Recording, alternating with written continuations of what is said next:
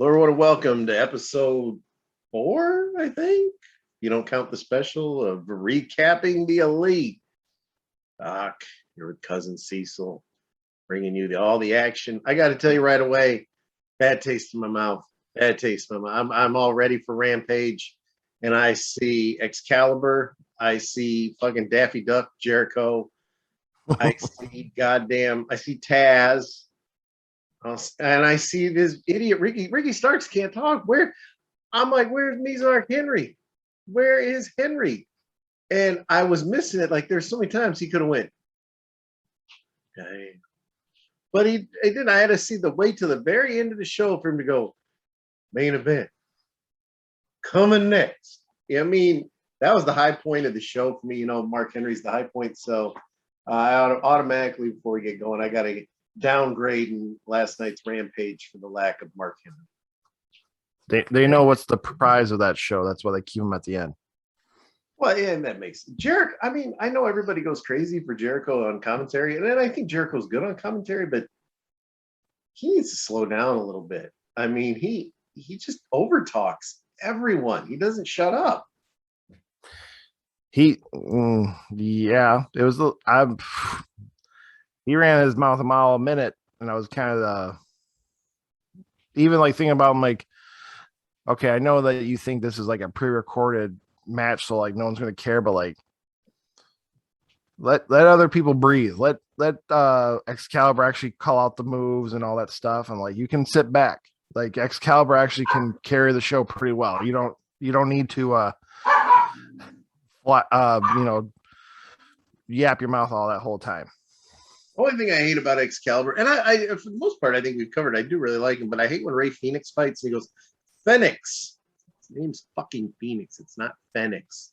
Quit trying to add you're not Hispanic, Excalibur. Quit trying to add that little Latin flair to your announcing. Just what was Ricky Starks even doing there? He was terrible. He didn't say hardly anything. He served no point. You reminded me he was there. I didn't know. I didn't even. But also, I don't recognize his voice. So when he talked, and then like it could be something small, I'm like, oh, that must have been Taz said something real quick, because they're obviously in that. Well, no, because Ricky Stark's from New Orleans. So, but that's the idea. They had the same kind of little draw. So I'm like, I thought it was Taz majority of the time. He ain't got no family. No, and Taz was good. I mean, I always like when Taz commentates. I mean, he does fine. I still say the winning formula. You only need 2 in that booth. You need a heel and a face. I mean that formula's worked. I'll give Vince McMahon all the credit in the world. Here's Vince McMahon. Here's Jesse Ventura. He's the bad guy. Then it was here's Bobby Heenan. Here's Monsoon. Here's Lawler. Here's the King. That formula works. You know, to have 4 people in a booth is to have 3 or more is really. It's too much because you get talking over. And then when you have, I mean, the majority of their shows, they have 4 guys and they're all good guys. To me, that's why I always kind of like when Don Callis would get up there with them and all that, because especially on the pay-per-views, it's like, well, you need a bad guy up there. It just breaks the monotony. It adds something to it. Right. Yeah, and CM Punk was terrible on commentary. He didn't say nothing either. He just sat there. He definitely he did in that way, like he said some good things, but he was waiting for his turn so that it could be very few and far between. So like the idea of like he got to say maybe some, like I remember one spot in the middle of the match he was the first time he actually spoke. He's like, yeah, I'm not gonna talk about girlfriends or anything about this. I got a wife out like that. I'm like, ooh. But he was there to advance. He was there to start an angle. And I think, and truthfully, my opinion too, I think Khan is probably like, I'm paying this guy a lot of money. I'm putting this fucker on TV every week in one form or another, you know, because him coming out to do his little pander, which, you know, I don't like. I mean, people buy that. That's probably 20. I bet you if those guys he jumped into the crowd with didn't have shirts, I bet you they got them ordered from Pro Wrestling Tees right now. Yeah, probably. Did you order a Punk shirt from ProWrestlingTees.com? Nope. Neither. But I think people are now starting to get them. I know they were like seriously seriously, but I ordered stuff for my kid, like some masks, like a few weeks before that hit, and they just now have processed. So they're really behind. I only have those. I have 2 shirts I ordered after All Out, which are not CM Punk, but they are still. I don't think I even got an email yet that said they are processed yet. Besides, like, we got your order. Give us 7 to 10 days, blah blah blah, and all that stuff. Right, Rags. I ordered from on like a Monday, and the following Tuesday I already had it. So they're still running smooth. CM Punk done fucked up. Hey, you get Colt Cabana running some of them presses. Do that boom boom, I think he owns a piece of that company. I'm almost positive I've read that. Oh, a lot of those probably like indie guys probably have something connected to that thing now. If I was in Chicago, I'd stop at their store.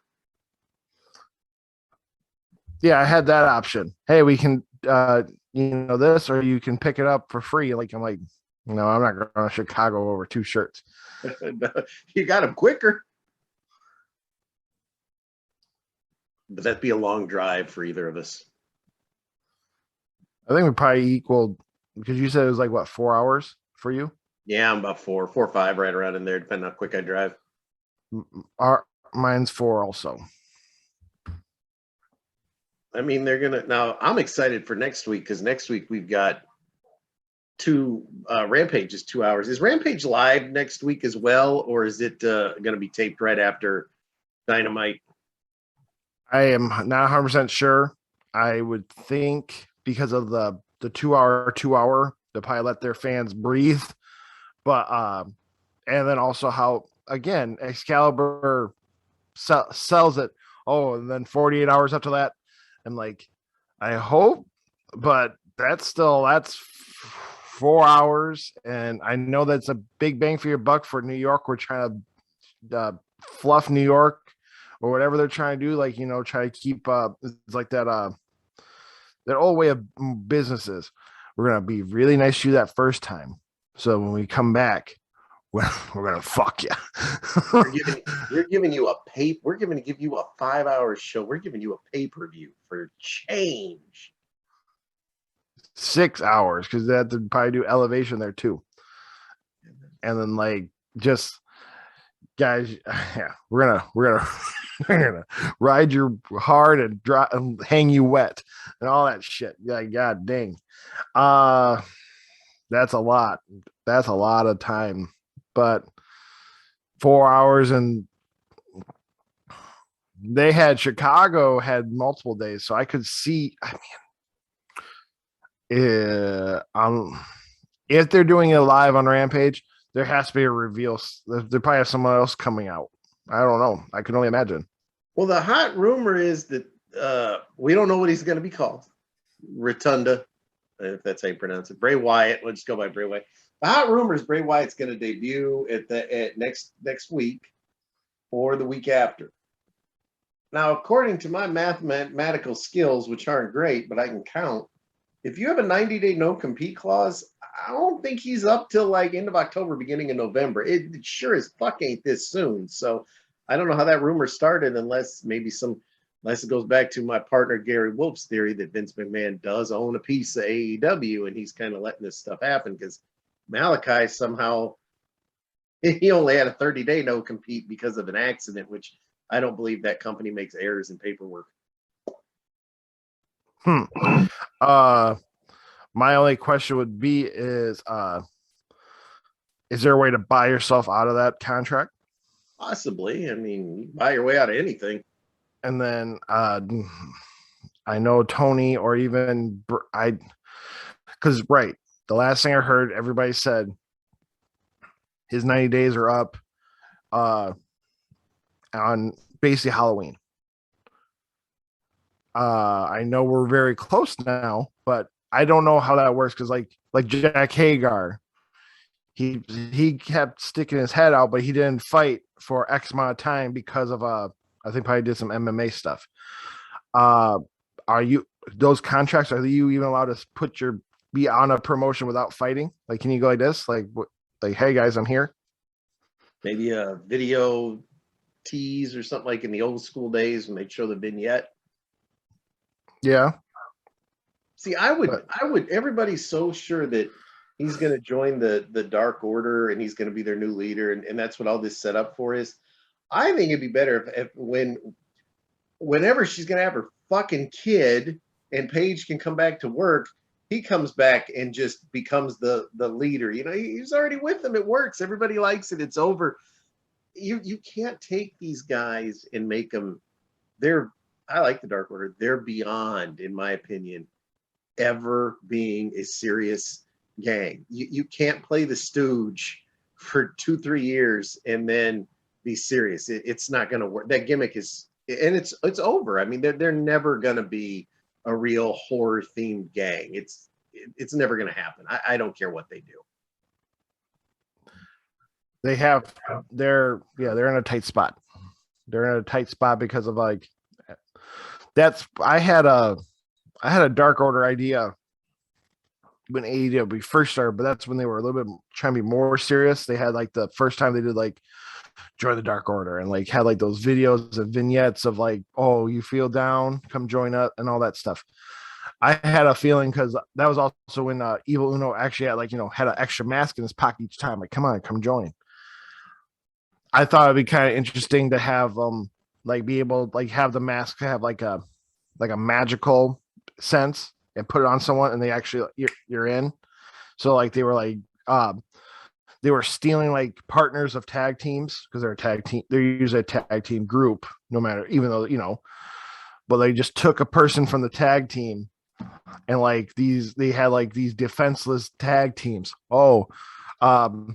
In particular, like that, it would have been perfect this moment in time, but I think Top Flight came way past the ones that became buddy, but like all funny. But have you could pretend to have Top Flight's person who's injured right now. Forgot his brother's name. Whatever. The other one. Yeah, the other one. Have him get the mask, and then he just becomes like a slave. And I had like ideas of like this could go all the way up to Jungle Boy and Luchasaurus. And they get a mask on Luchasaurus. And you had like a month or 2 weeks of Luchasaurus coming out in a black and purple version of himself because he's a Dark Order version. And I thought t-shirt, I'm like, they don't sell the shit out of this right now. That'd be a good black and purple Dark Order style looking Luchasaurus. I thought like that. Then, but at the end of the day, some tag team comes up and breaks the chain and gets everybody free. You know what I mean? For just a story. And keep them in like that thing. Those guys could have breaks after that. I liked what they did kind of with Lee just for the fact that he was a badass. I never took him seriously. I don't mean any disrespect to him because I watched him job for fucking 5-6 years in WWE. So as good as AEW did with him, just like Bray Wyatt, I still see you as the jobber. But I liked how he was the badass. He was like their leader, but they were all still a pack of idiots and he would hit them with papers. I mean, it just works. And John Silver, I'm a mark for. I have no shame in admitting, for as small as he is fucking jacked and he's strong. He was throwing people around like dirt on those tag teams when he was on TV more regularly. I'm kind of surprised they don't really do anything with them now. They just kind of argue. It's getting old.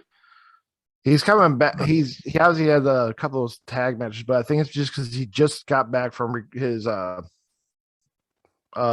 injury, shoulder or something. I think maybe he knows something more than we do about. Maybe he's still a little hurt more than he thinks. But I like the girl a lot. Anna Jay. She is gorgeous, and so is the other one they got stuck with her now. Tay Conti. Yeah, they had some nice looking ladies on the other day, and you had Britt, and I mean, there's some. Then you have Ruby Soho. I'm not going to lump her in there, but we're getting ahead of ourselves. But to me, this week the shows felt like go home shows, almost like because next week the big Arthur Ashe in New York. That's a big deal. They're in New York. It's going to be a big stadium, big hot crowd, the tennis arena. It almost felt like this week was like right before a pay-per-view, like. We're going to set all this up and are you going to get a treat next week? But they felt like go home shows to me this week. And I thought Dynamite in particular was very good. Yes, I think it was all very good. And then I think that's for people who are finding our show and like maybe like about trying to get into AEW and want to hear like what we're doing. This is what I like about AEW. They make TV episodes feel important, or they do like these super packages. I think Grand Slam is.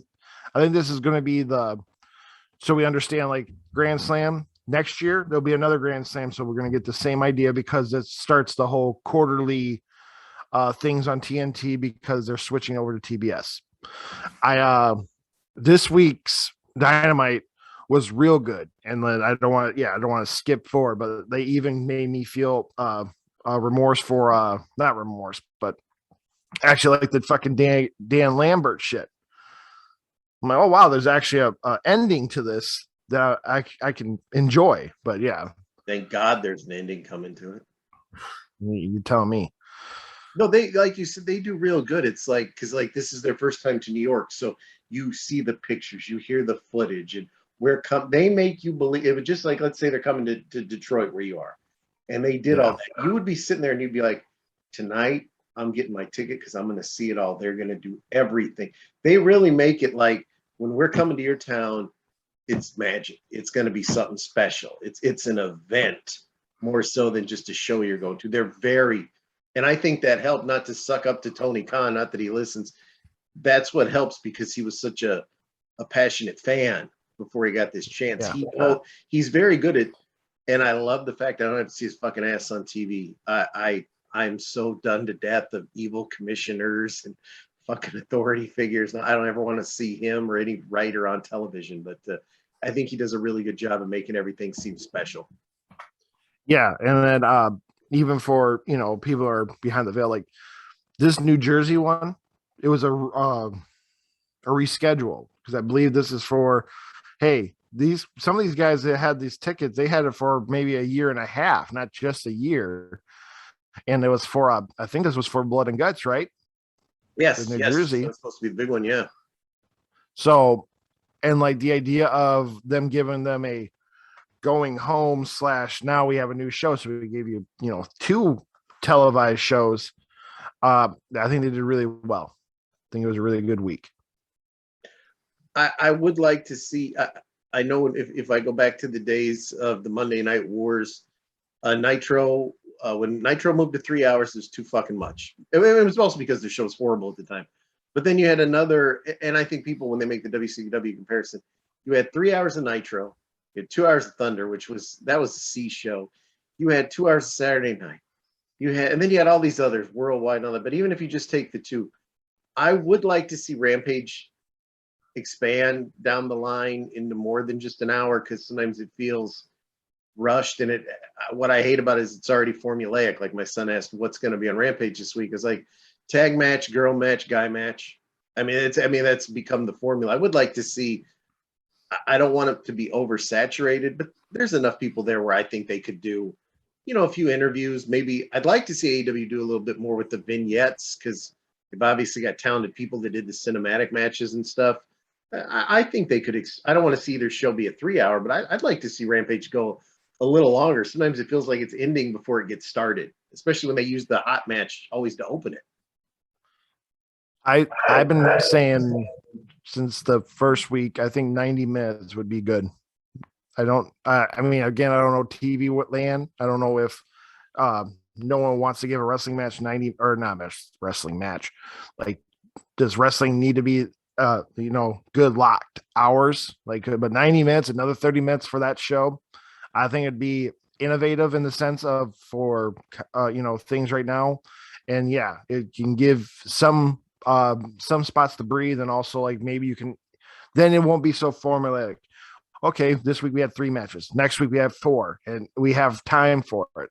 Or the idea of like we said to your kid, I know you don't care like that, but yeah, we have the all girl Rampage scene, and it's going to do all the storylines for them, and then we're going to get it all nice. It's on camera, bing, bang, boom.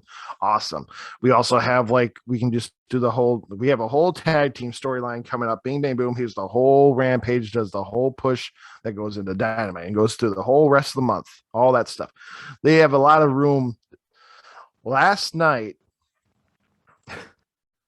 was the one that was closest to that. It could have been. I felt like you could push some storylines, which they did, but the wrestling period took a fault. We had a 40 minutes of the Hardy Family hour. I'm like, Oh, there's a yeah, lot of there's a you had lot. Britt and Ruby had their long thing. You had the whole hair cutting thing. Yeah, the highlight of the show.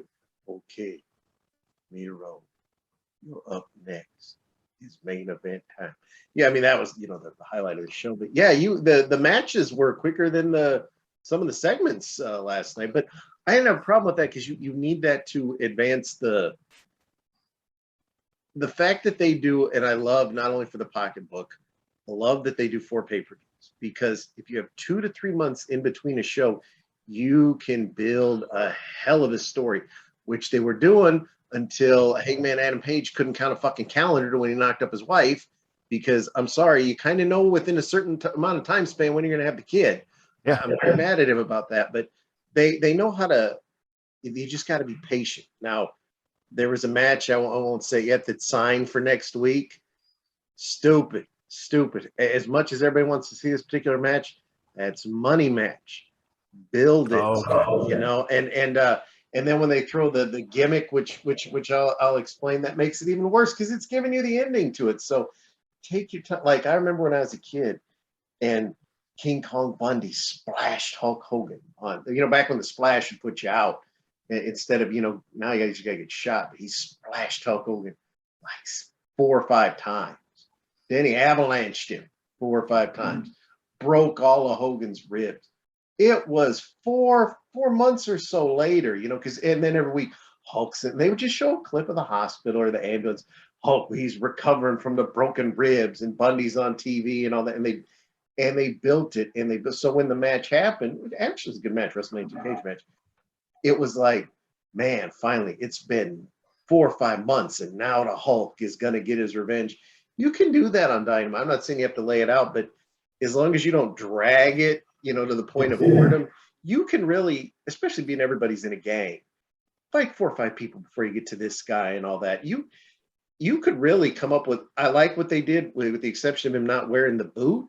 Think about it. Malachi fucking kicked Cody's head off a couple months ago. They kind of kept that going because here's Dustin, here's that other dude. He's going through the crowd and all that, and they were able to keep that. You can do that very easily with the. And like I said, it's the one I'm talking about. I like you giving me something for free, but if I owned the company, it was kind of like when Hogan fought Goldberg. Why'd you put that on TV? You could have made millions off the pay-per-view to see that fight. So I don't know. I look at it in 2 standpoints. No, back to Malachi. I actually didn't mind this week's promo. It's good. It's been doing really good building, and then let's get into this actual Dynamite so we can get this bigger rolling. So it looks like we opened up. I always have to pull it up because we had Excalibur's back. Congratulations. Not that you're watching on your marriage. You're back there with Schiavone, Jim Ross, and I think it was just the 3-man, which is nice. And CM Punk comes in, and we said earlier, I love you, and all that. He jumps in the crowd, and it makes for a nice opening moment. He sits down. Now, if you notice, I should have known something was up right away.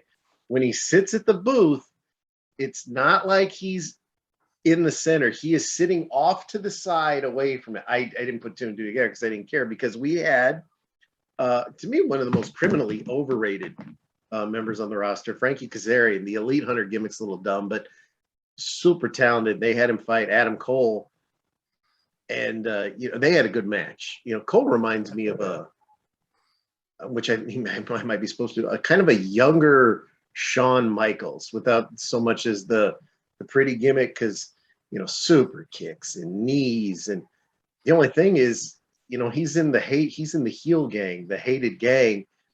And he still comes to the ring like, Adam Cole, baby. He plays to the crowd, which a bad guy really shouldn't do. And that whole crowd, I love him. The whole crowd loves him, baby. So you've got, the new heel, everybody's cheering. And I thought the match was outstanding. I like this match. This was this was a damn good TV match. I really enjoyed it. I mean, Kazarian, he got in a lot of shine. I mean, it was a great match. I had nothing but good things to say about it. It's how I'm going to word it. Frankie looked great, and probably one of the better matches since.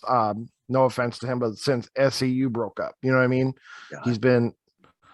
I don't know, because like I know it involves just. I know. Forgot the guy's name. The guy Daniels? who's retired. Yeah, I know that he's either older, he just had to give up, or he got too hurt to wrestle. And I think he has, I'm going to assume he's got a backstage, like a road agent or something. I think he still works there. So, I don't see Tony going, see ya. I don't see him like doing that. He was one guy that, because I remember him from the Indies as the Fallen Angel. I remember him great matches with Styles when TNA first started, when it was TNA. He is probably the most overlooked guy in the world as far as a guy who never was on when I say that by national, I mean WWE, but never on that big stage. And no, he's good. Kazarian is he's great too. Cole's great. I couldn't get over how it was a nice, fun, exciting back and forth match. JR. It was great. It was also involved. It highlighted both parties. It gave everyone their shine. Frankie got to do his move, his set. Boom, looked great. Adam, of course, finished, but obviously he got to do his, the Panama driver or whatever they call it. Yeah. But no, it was great. It was and then like you said, Adam Cole is already so over just because of the history. We have a smart crowd. Everyone knows being the elite. I even watched that episode that he came back. They have the whole joke that he has talks about, why do I have monster taste in my mouth? Because that's what's the poison they used to kill him before. And the idea of all that stuff, and they do so well to their fans in the sense of the elite. Not saying about AEW, but the idea of they're so again, Adam Cole could have went out there, went to the middle of the crowd, or not crowd, this ring, did the boom, baby, or whatever you want to do, take a shit right there and go baby out. And then they were just, woo! That was great. Yeah. There's no booing. I mean, even after he beats your good guy, the elite are the evil, villainous, cheating heels. Kazarian is, I don't know why he has a gimmick of the elite hunter. I'm going to tell you what, if you're listening, Frankie Kazarian, you're a shitty fucking hunter because you lose. Get a new job, but he doesn't beat him, but he's the guy that's supposed to, and he was over. People were cheering him. Cole came down, they go nuts. And then even at the end, he beats the guy. I love that he beat him clean. Heel needs to look strong. I've always said that. And I just like, who's ready for story time with Adam Cole, baby? And that building was just, I mean, he could have,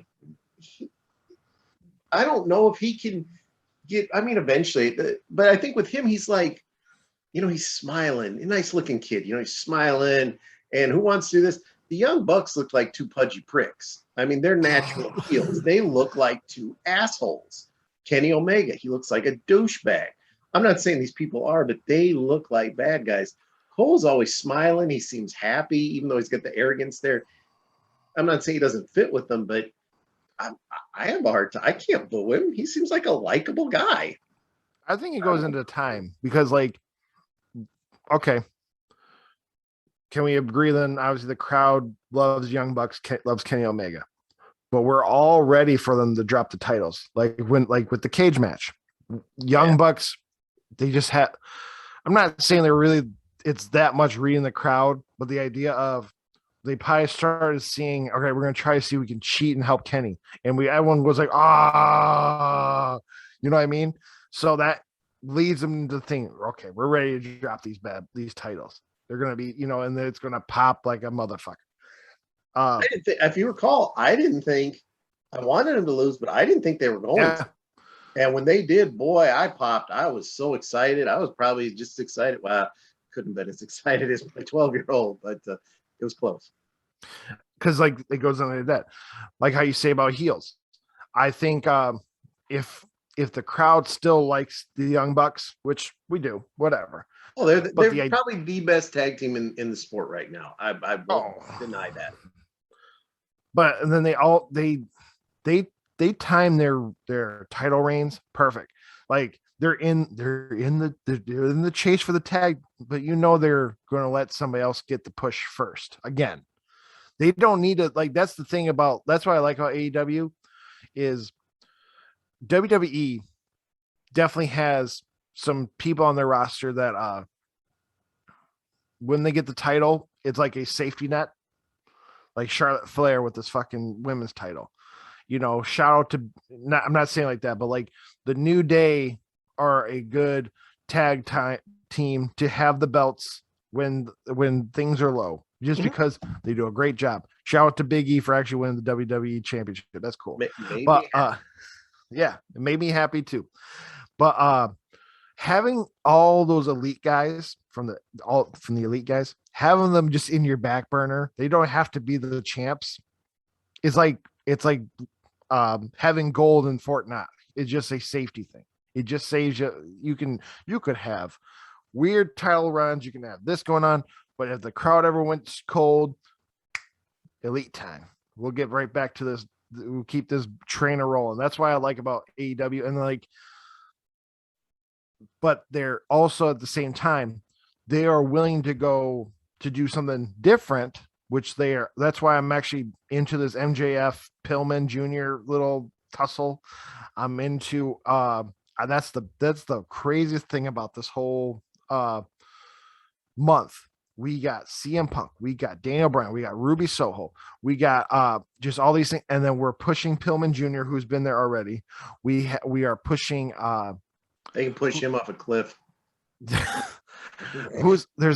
They're even making fruition of this stupid Dave Lambert thing, and they're having so that the is it the Man of the Year, that's their team's called. Mm-hmm. They're gonna get to fight Jericho. Yeah, there's, like I said, it's a consistency. You have people that Mox, good example. I'm the former heavyweight champ. I'm fighting a guy from Japan that half the crowd don't know. You know, I mean, they really do recite. Where the fuck is Adam Page? I still say that the plan is to have Adam Page win the title, kick out of the One Wing Angel. I still say that's always been the plan. God damn, you know, you can't keep everything in a holding pattern. Women get pregnant. They have babies within 9 months. Plan your shit. He'll probably come back next week. Yeah, he'll come back next week. And what's he gonna do? Knock her up in 3 weeks? Oh, Tony, I gotta take some more time. I mean, I'm mad at him. Saying, I wanted him to, with that fucking video when he came out with the Dark Order, and you hear that, it takes a lot to be a cowboy, and all the Dark Order by horses and cowboy. That was so awesome. And you knew they were going to win, but they fucking lose. So it was like, oh, they lost. And it was like, well, he's having a kid. It was like, how the fuck did he not know he was going to have a kid? He didn't know how to fucking count. I was very mad at Adam Page because I still say he's got this heavyweight title picture in a holding pattern. And it's, I don't like the way the pattern's going. The only perk is if he does come back next week, Full Gear's only a month away. So you can't go, oops, did I forget this? You know, that was a hot match. And then you have a backstage segment. To me, it didn't make a lot of sense. You have, and I like Fuego del Sol. I like him. I like that he's with Guevara. I think they're actually buddies in real life. But since he's sitting by a car, yeah, not only did I get a contract, Tony Khan bought me a car. So it's kind of like saying, hey, fuck you, CM Punk. You ain't worth a car. So Fuego del Sol's worth a car. He gets a fucking car, and he does the typical, a very, very 80s babyface promo, like, I'm going to come, Miro, I'm so confident, I'm coming for you. And I'm paraphrasing, he's like, and I want that TNT, I'm going to put my brand new car on the line, because Tony Khan didn't buy you a fucking car either when you came over here. He just ruined you when he stopped making you the best man, the greatest fucking gimmick you ever had. No, he's good. But it did make, all that was a place setter for, let's get Sammy to feud with Miro. There's no money in Fuego versus Miro, but why did they buy him a car? And why would you bet your car? I mean, I guess what's it hurt him to bet it? He didn't buy it. But if I was Tony Khan, I'd be pissed. I'd be like, I bought you that fucking car. What are you? Well, you get a Yeah, pink slip for it. yeah, but don't put it like he bought a brand new car. This was like a used car deal. It was like maybe it looked like a it looked like an early 2000 Mitsubishi. Oh, that Don't was let a these 20. people. That was a 2020, or that was a 2021 Escalade, or some, I don't know what it You was. act like it was. You act like Tony got him a Tesla. Why Like else here you Tony go, get him a bud. car? Because he's so cheap, he bought him a $8,000 car and signed him to AEW. But see, that should have But been the gimmick. That had been some broken down, rusted thing, like Dom Toretto's cousin had in Fast and the Furious 8 and shit. Don't give him a, he's sitting, and him and Guevara's sitting on it, so he's not even taking care of the car. But I mean, at least Darby Allin, when he came down the car, half his face was painted on it. It looked kind of cool. But I don't get why they bought this guy a car, and then now he's going to bet the car. If I bought you a car, and I found out you told Devlin, I'm gonna play you a game of Mario Kart. If you win, I'm gonna give you my car. But fuck you! I just bought you that. There's some that would, to me, that was stupid. I'm not even say it was funny. It was stupid. I didn't mind it. Because how would I word it? For you, we already knew the ending, but with the car in my thoughts, I'm like, are they gonna let Fuego win this title? Because he's the only one that has done a proper second round. Like, because we both agreed Eddie Kingston was the only one out of all these choices that should have a second match because they did a really good job. See, and I was going to say that because Fuego, when he fought Miro, he got his ass beat. I'm not saying he didn't do good, and it was a nice TV match. Eddie Kingston, like he said, he found a chink in the armor, redeemed these nuts. That was a hell of an opening pay-per-view match. And Kingston, everybody thought Kingston had him a few times. Why wasn't Kingston? Why didn't Tony Khan buy Kingston a car for doing such a good job on the pay-per-view? And then he gets another. I'd rather see Kingston fight him, the guy that came this close to winning, as opposed to the guy he's given up 180 pounds to. He got his ass beat in like 6 minutes. And then to curve it towards Sammy to get the next push. That's where, yes, there's a little hiccup right there because I'd almost rather have it be like, yeah. I even text you. I'd almost rather had Eddie Kingston come out and help Fuego just for that quick moment because I got baggage with you, Miro, and then have Sammy come out and check on Fuego and have both of them look at that goddamn title. And they look at each other and they look like, oh, there's a triple threat we could have. Have they ever had a singles triple threat? I'm sorry, my dogs are being obnoxious. I love triple threat matches. I haven't seen a triple threat match. The last one I remember in AEW was the Cassidy, Pac, and Omega, which I'd rather just seen Orange and Omega go at it. But yeah, they don't do triple threat Singles. hardly ever. They for some reason they say we can handle a triple threat tag team. Oh yeah. But singles, I don't know, man. But like that, I think that would be that'd be a money match. Miro having to defend against two, Sammy and Eddie. But I digress. And I'm God's champion. No one can beat me. Now the odds are stacked against you. And I mean, yeah, or just have Fuego del Sol.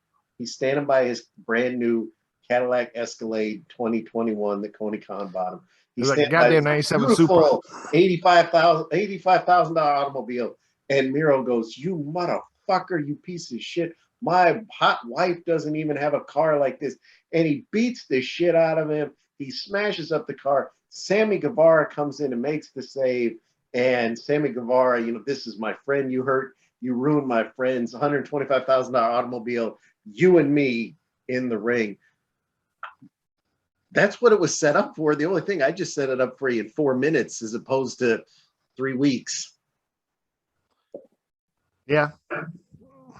And as much as I love Sammy, let's be honest, Miro, was he about 280? What's Sammy? 150? Sammy's awesome. I love Sammy, but in real life, bam. At least Kingston And Kingston, I've got a feeling in real life, Kingston's probably a tough guy. I don't think he'd be a bitch in any sense of the word. I mean, look at me. I'm always saying how much I don't like Kingston in the ring. I want my goddamn Kingston Miro rematch. Yeah. We'll I want to redeem these nuts shirt, but I got to have more than a reason to watch it than one promo. I need a program here to invest that $25 at prowrestlingtees.com. Yeah. Or maybe a RTE coupon code. Yeah, that's after and I liked it. We had this promo. Then the next promo we had the little video package of which this made no sense. It was Penta and Phoenix, and that it's announced they're going to fight the Butcher and the Blade, which makes no goddamn sense because is it the Butcher, the one with the big giant fucking mutton chop thing and the balding hair, both balding. He'd been gone for 8 months, but no, he came back like 3 weeks ago, and even though they haven't had a single tag match, they're now the number one contenders, which tells me once again this whole fucking win-loss thing it's a gimmick they need to drop. This is the week they even had the new standings. That's why I was trying to figure out how they have a win-loss record to be competing, but I never knew that Blade's things that he's doing by himself counted. But they should, because I keep watching him lose. How many times Orange beat him? A lot. I'm gonna look it up right now while we're talking so we can no, but they have their little setup, which the only thing I can think of, it was like, fuck, all the other teams have done everything. Even fucking Uno and which one's Uno's usual partner? Is it Grayson? Stu. Yeah, I mean, that'd be a good match. I'd like to see, you have enough groups over there. I want to see, which I think, you've done fucked your chances now. I want to see, I still call them LAX, Proud and Powerful, against the Lucha Brothers. That's a good match that I want to see, but I think they kind of kiboshed that as they seem to be on the same side now. How the hell do the Butcher and Blade have a 7-0 2021 tag record? There's no way they could. The one has been gone for it, unless they had a bunch of wins, and then apparently there's no on the shelf. This whole fucking do the work thing we're really pointing out how flawed this is. Because everybody else, at least who's been on TV, like Young Bucks 10-2, which they just lost. So I get how they do it, but maybe they should start doing matches on this fucking promotion. But Jurassic Express is 11-3. But here's the thing, I think, was it this week or was it last week? No, it had to be this week's promo. They should have just had the Gun Club, who's 8-0, come over to Dynamite just for this. And at least then you would have squashed Billy Gunn's beef that he's trying to create right now on TV, and we could have just had, they would have went right back to Dynamite and they could just shut up. Yeah, at least you would have gotten somewhere. Yeah, because Billy, we're tired of the Gun Club being overlooked, so because of that, I cracked an announcer in the back of the head.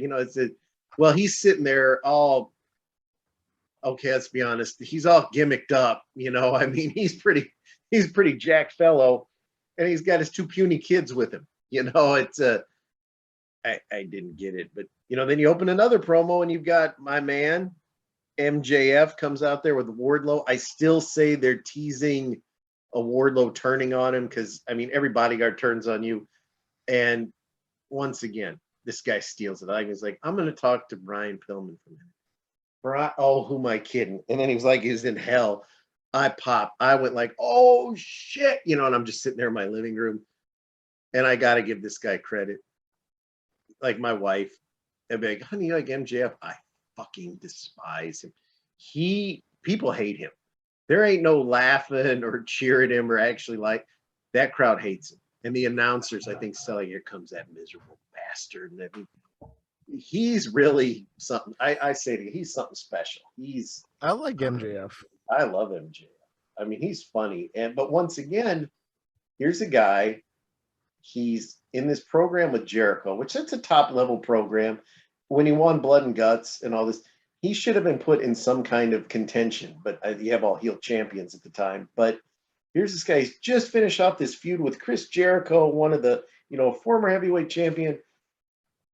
And now he's with Brian Pillman Jr. I don't fucking see Brian Pillman Jr. on my TV. And when Brian Pillman Jr. ran out to try to, to get with the chair and everything, am I lying, fans? No one gave a rat's ass. When Wardlow flung him off, Wardlow got you. Wardlow's over. Brian Pillman Jr. is, no one cares. Yes, I agree. Because when he popped, I don't know if he came out and he missed all his fucking chair swings, and then Wardlow came and smacked him to the ground. Yeah, Wardlow just made him look like a piece of shit. He just comes in and bump. Even MJF did the right thing. His promo was perfect for Pillman. So he played to the crowd. He put the mic up so everyone goes, ooh, you know what I mean? He did a great. Always a perfect promo from MJF. Heel promo 101. Like yes. That exact, the idea of, and then again, you could have MJF promoing against a paper bag. And then we'll be like, hey, don't talk about that paper bag like that. But they don't want to see the bag or Pillman Jr. come out. They could have, you had better luck, which I'm having a brain, was it this week that they had that video promo of him with JR? Was that last week? It was this week, I think. Where he's just sitting there.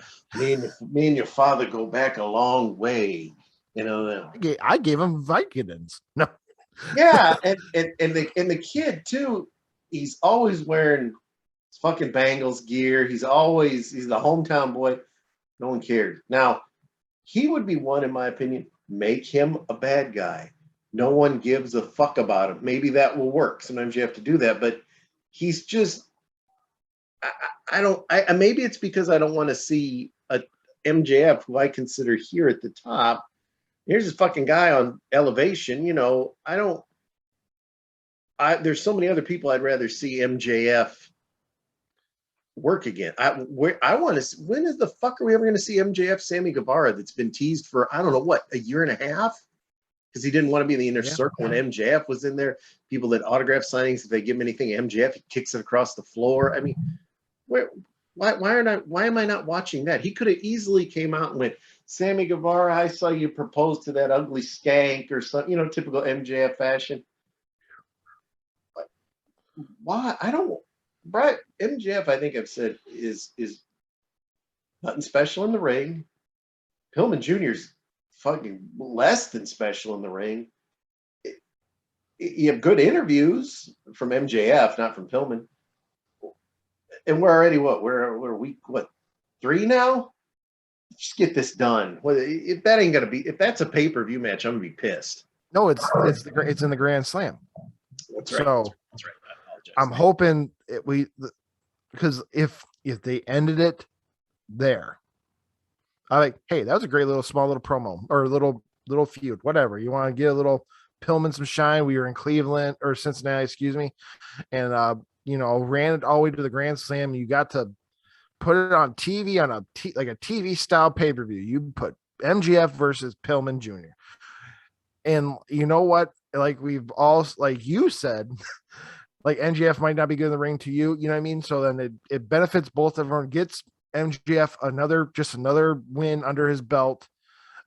Gives Pillman some shine so that how would I word it?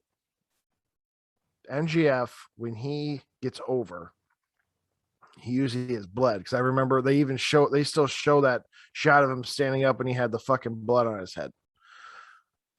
I wonder if I'm going to predict it right now. There will be blood on that match at the Grand Slam. If not, it's definitely a complete flop. I'm going to say it needs blood or it needs nothing. Like they should just stop the match right now.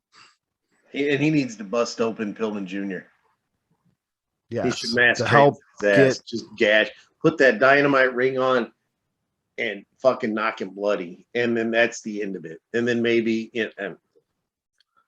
Like bring yeah, out posters of his dad, rip him up on him while he's bloody, fucking put it on him. Uh I go a little bit over the top, but like, have a little fucking bag of like fake meth, just throw it in his fucking face. yeah. I mean, you can, because he's alluding to all this stuff.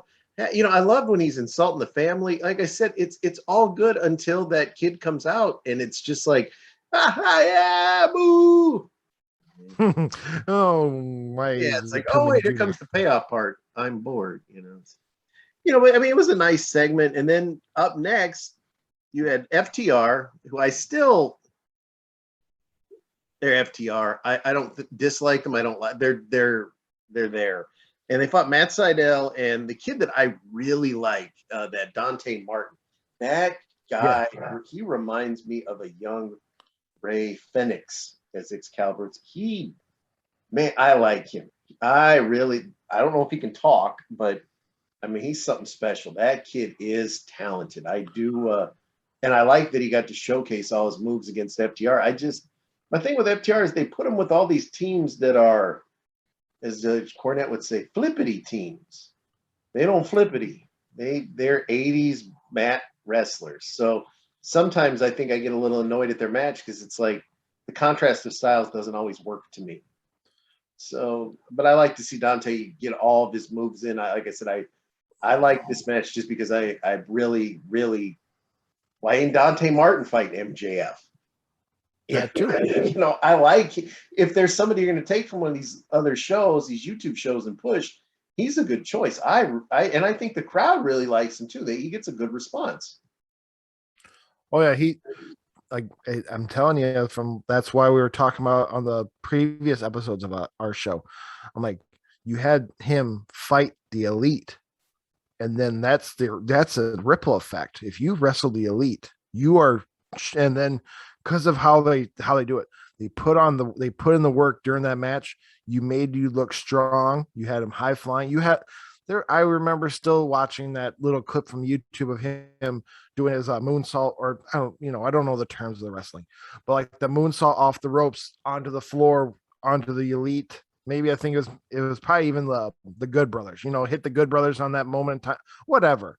But like, just you put him in that spot, and it helped him just because of the touch of the elite where it's right there. Then back to this week's match, I think it was actually a really good match. For flippity teams, this Dante Martin, I like saying flippity. the Sydal and Martin little group is a lot better matchup with FTR because they are flippity, but they're not like, that's all of our gimmicks. Which, what I mean, Sydal can be in the middle of the ring, but FTR can keep him grounded. It worked really well. I actually like that match a lot too. And it was a nice placement match because it got you ready for, say it again, a segment I didn't give a shit about. You got my wife's favorite AEW wrestler, Lance Archer, the Murder Hawk Monster, guy that really I wish they'd do more with because he's a monster. You could really do more with him, and they got him with Matt Sorono, Suzuki. Okay, still don't know who the guy is. Fans, he popped up at a GC. He was on GCW last night. Still don't give a shit. Nick Gage came out there, and Nick Gage will fuck him up because I'm Nick Gage, MDK all fucking day. But apparently these two are a team in Japan, or they were a team in Japan, and Suzuki Goons. Yeah, and they're coming for Moxley. I don't know why they're coming for Moxley. I know, and I think this is my complaint. I know the fans are smart. Not all of us are that smart. Let's get, they show some clips. I want a nice big long. I want a 10-minute goddamn, instead of seeing fucking Diego del Sol and his $175,000 brand new Audi SUV. I want to see a big long video package of maybe if I was explaining the heat between Moxley and these guys more, I would be more inclined to care, because when I look at the great Sasuke, he looks like a fucking 80-year-old man. I mean, I'm not saying he's not a tough guy. He's a pancreas fighter, but old man who don't talk, fighting Moxley, the former heavyweight champ, first guy in America to do a fucking exploding barbed wire match, who was in a program for the tag titles with the Bucks, that now is just there, which and that really fighting 2.0, that bothers me. That really bothers me. I don't understand this program. Suzuki, apparently, for not saying this should be your defense. I agree. They should do at least a little package of showing previous heat. But Suzuki and them apparently wrestled 19 months ago, him and Mox, somewhere in New Japan, somewhere. It could be in their backyard. I don't know. They did not see it on AEW. And then this current little push is, did we talk about them cutting his music early? Yeah, but I think that was just, and I like how they tried to make an angle of it, but I know in Japan, because like Osho Nita, the Wild thing, the whole song played. Sometimes it plays twice, I know in Japan, I don't really keep up with it anymore. These bigger guys, they come down, the whole song plays. That entrance stops when the song ends. Here it ends when you get to the fucking ring. So I'm assuming he gets to the ring, the sound guy fade out. I would. Yeah. And I like that they kind of made an angle out of it, like, they were against me. They disrespected me. I like that, but that's not a money angle to me. They didn't play his whole music. It just seems dumb to me. I agree. And also I'm just more, I thought it was like, oh wow, they must be are listening to our show. I thought it was just, they have to be. At least Mark, that's why since we talked about Mark Henry, now they're hiding him. They can't believe it. But we're gonna get that taken. We're gonna get that fixed, Mark. Promise. What is it? They just had the right card. They have the cards. They have Lance Archer, so they can do a little American version of Suzuki Goons. There's apparently another member that I saw on TikTok that looks a lot cooler than Lance Archer. This cool Japanese guy with a Sub-Zero looking mask. I'm like, okay, that guy could be cool to come over. He has a kendo stick too. But what is it? I mean, it works on this whole idea. Maybe they just have Suzuki in town, in the country for X amount of time. You have him for doing AEW, and they have a GCW thing. You said, right? Yeah, he was, and then at the end of his GCW match yesterday, Gage comes out. So he's clearly, he's going to be here for a while. And here's the thing. The biggest death match in fucking American history is going to take place on the 19th of October. Moxley versus Nick Gage.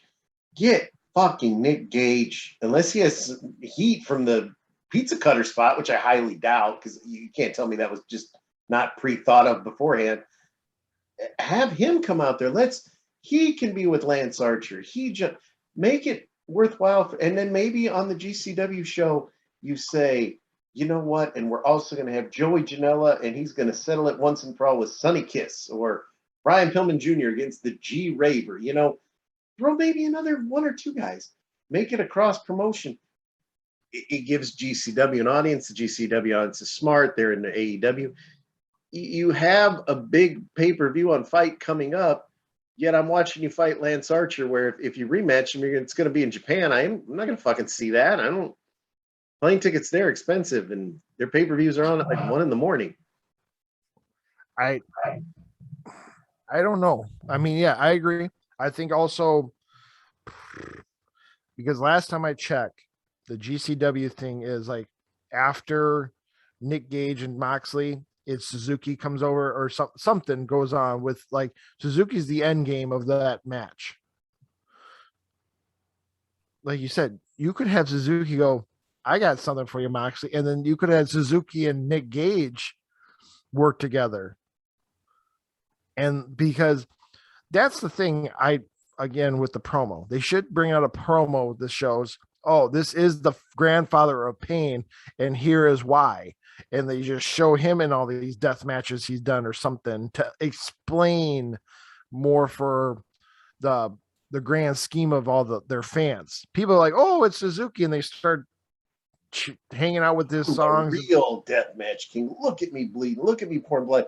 You're in a fucking match where sparklers went off and the ring didn't even blow up. I mean, Yeah. granted, that was an accident that they kind of made into a. They tried, they salvaged it. They'll make his blueprints were stupid and he couldn't build it, whatever. But but yeah, you can do things that look at Moxley there. He's got a fork. I've got a fucking comma. Or no, that was Mr. Pogo that had that. But I there's gonna be garbage blood. Japanese wrestling, but yeah, there's so much stuff you could show. Make me care about it. I'm the guy that doesn't know who this dude is. Give me a reason to care about him. And if you Vince, you can say whatever you want about WWE. I mean, I can't talk about it now. I can't watch it. But if I went back to the 80s, they knew how to make video packages where if you didn't know that guy, by the time he came out, you knew him.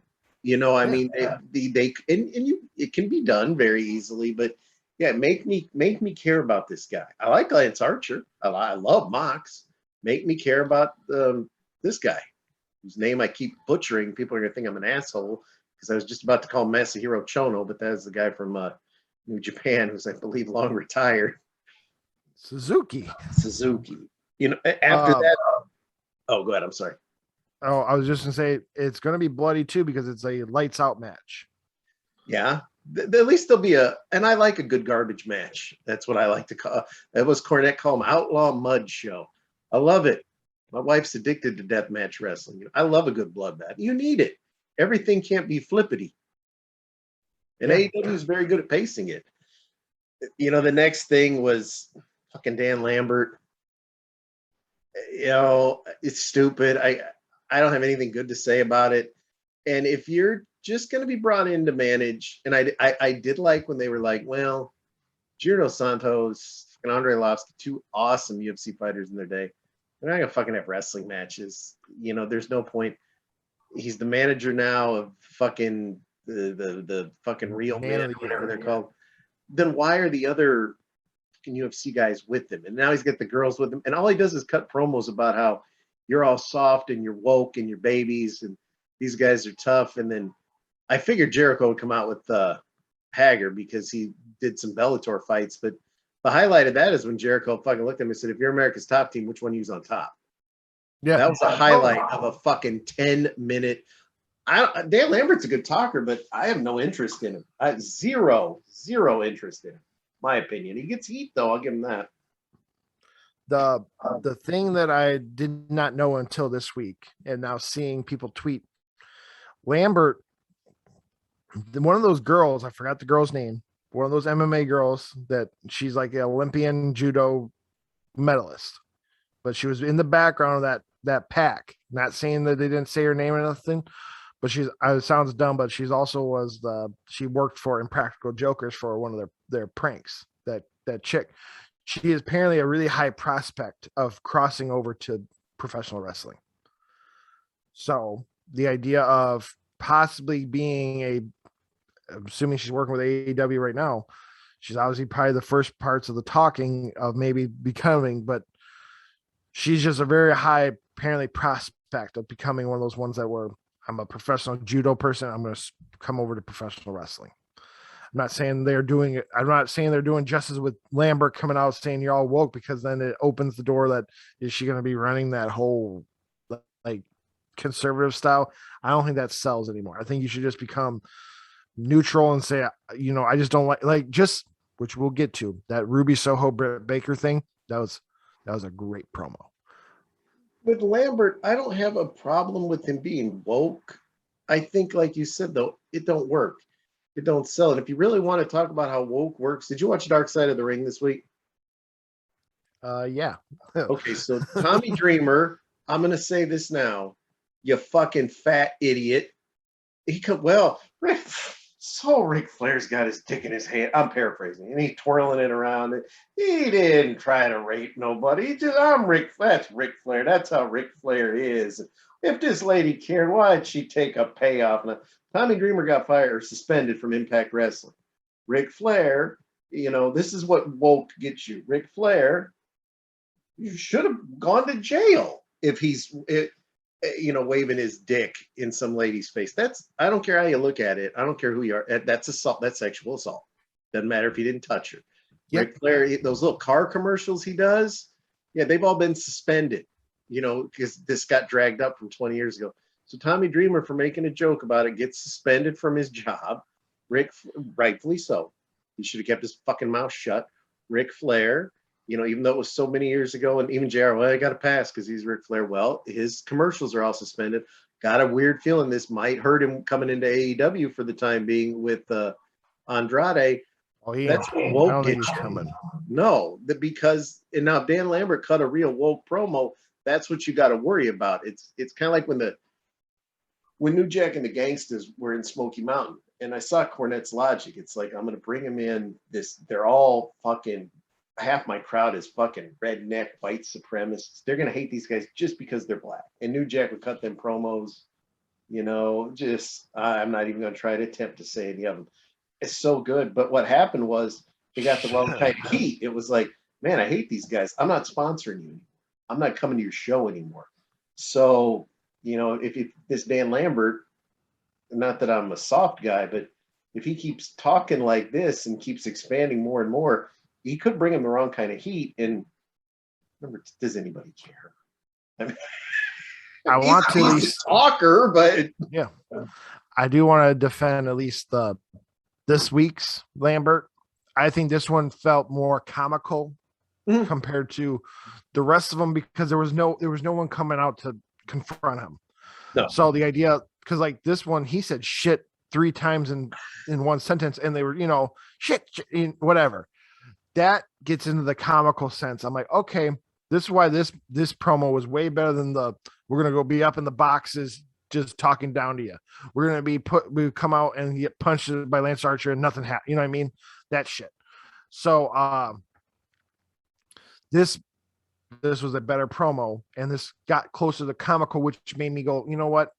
I like to see the end of this feud if this is going to happen, because it's going to happen at the Grand Slam. I almost said Supercard, but Grand Slam. And just have this guy manage fucking Sky and Page. I think that's, for me, the thing. It's like, okay, we get it. You're America's top team.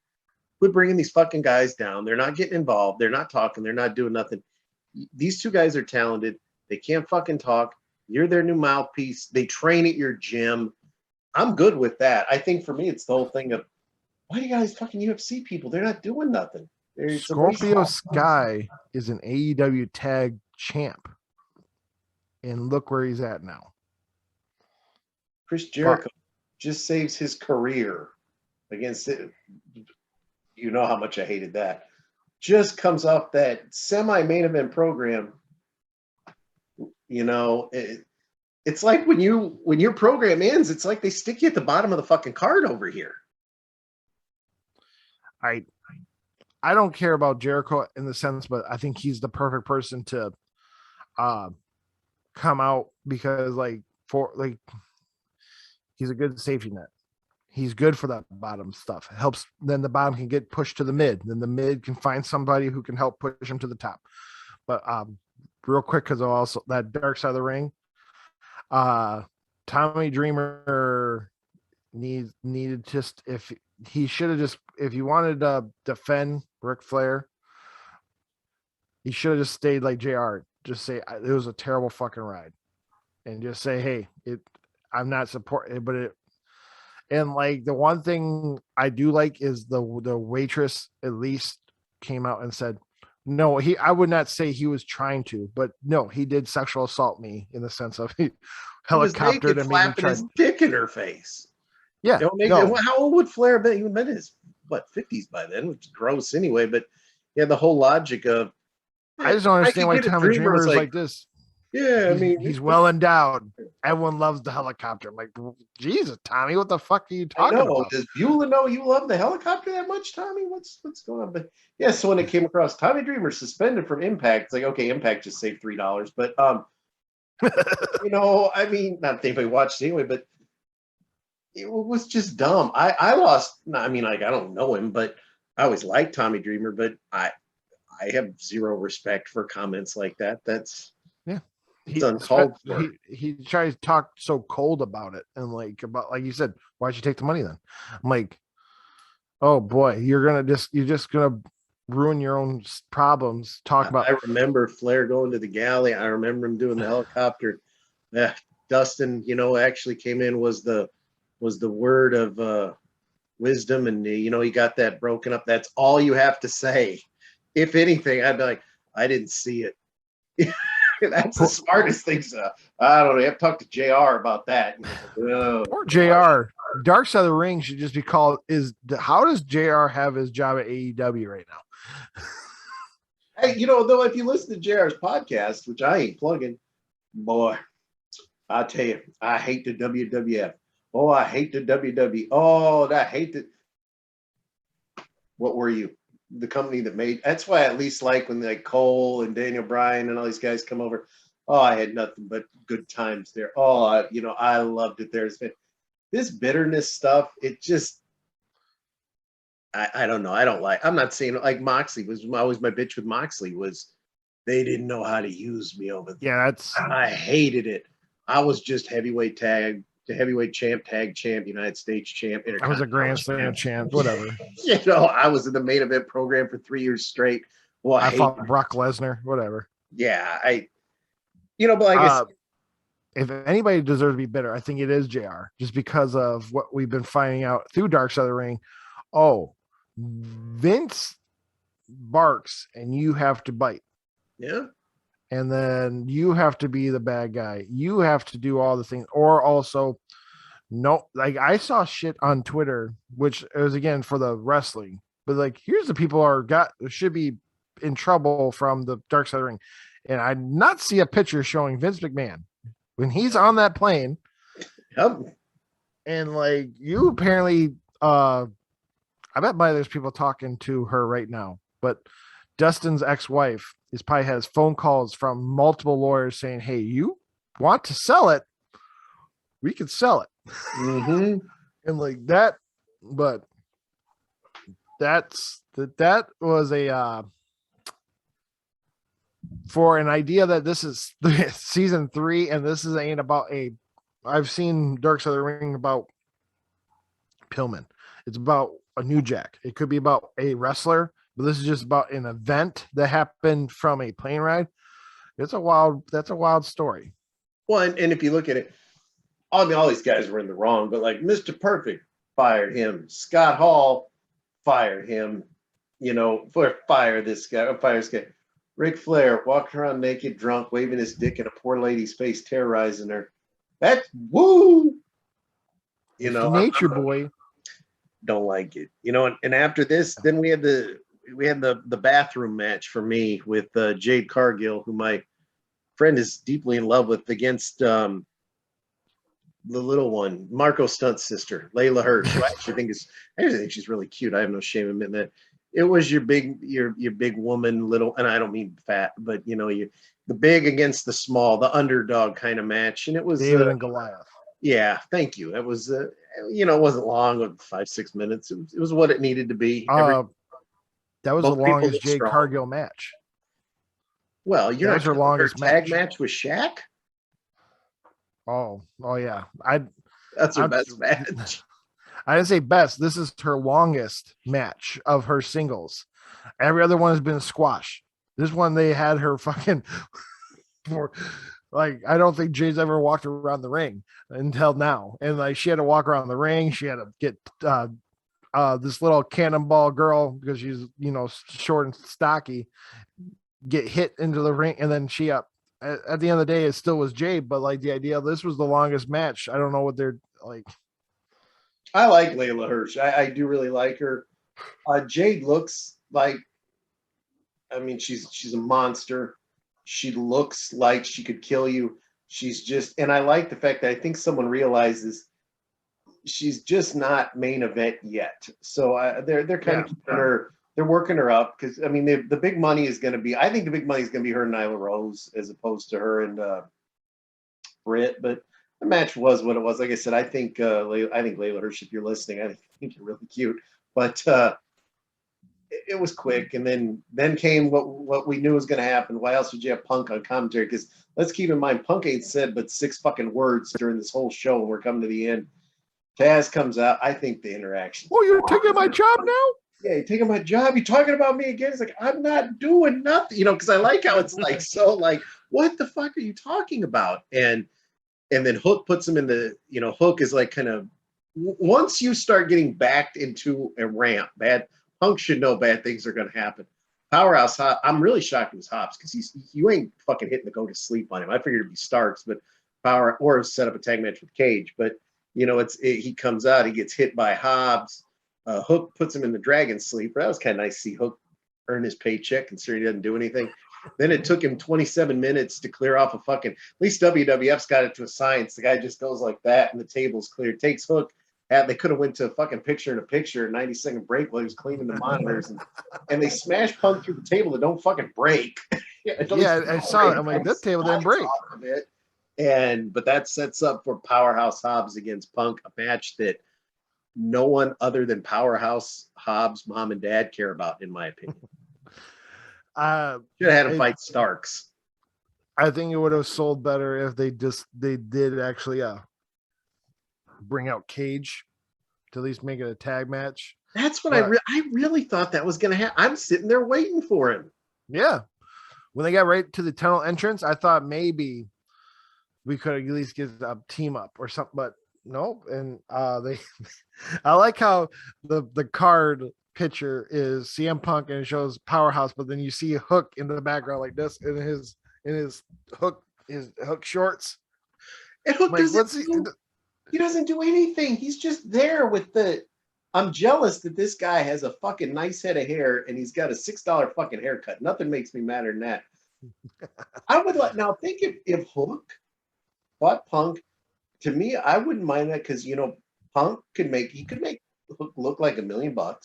He can he ain't hitting to go to sleep on fucking Hobbs. If he does, I will fucking if CM Punk hits the go to sleep on Hobbs, I will buy 10 CM Punk shirts and give 9 of them away to fans. That's because I'd keep one.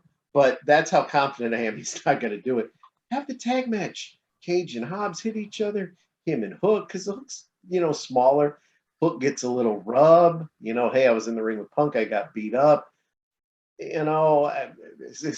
you said, I like Taz. You stealing my job? What are you doing out here talking about me? The build up to this is hysterical on Taz's part, and Punk's that casual, like, what are you talking about? But I nothing against these guys. I don't. This match is not going to be good, in my opinion. I hope I'm wrong, but I don't see it being good. If CM Punk can do the go to sleep, he'll definitely need to be still wearing his pants instead of his underwear version of his attire, because he's going to have his fucking hernia and his ball's going to hit his fucking ankles. That guy is a big boy. And I would have Taz even come out because Taz is he has a legitimate background in judo. What do you think? You beat Team Taz? I saw you in the UFC. Make a little reference, but that what I was surprised, I was disappointed in my man, Darby. I love Darby. That's my favorite guy. Fights the chairman, Sean Spears. This is all to set up Tully versus Sting, or a tag match with Tully, which I don't want to see, but Darby, Darby won. Darby hits all his moves. I love Darby. That guy don't give a fuck. The only thing then what made no sense is I'm thinking Darby's gonna get his ass waterboarded. Because he's got this fucking rag and he's dumping a whole bottle of water. I'm thinking I'm gonna get a cool angle. He wipes his paint off. And then they do the same to Sting. They're like, oh, they're removing the paint. It's like, we know what they look like.